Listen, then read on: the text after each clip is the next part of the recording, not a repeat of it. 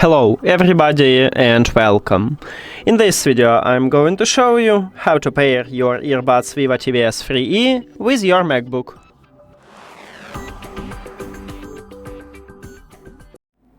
You have to start by click one time at the Bluetooth button at the top.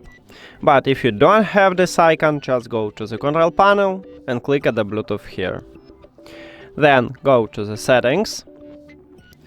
And after that you need to open the charging case. Your earbuds enter to bring mode automatically and you will see them at the device list.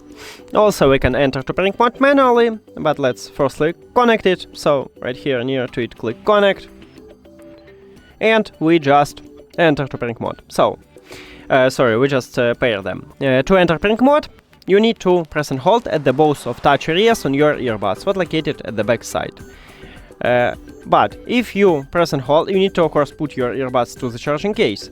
If you cannot see the LED light, what blinking white, because right now I just entered to pairing mode, as you can see it blinking white. Let me show you another device with a Bluetooth to prove it for you. And right here, as you can see, we have these earbuds. But sometimes it happened with these earbuds, so you don't want to enter pairing mode.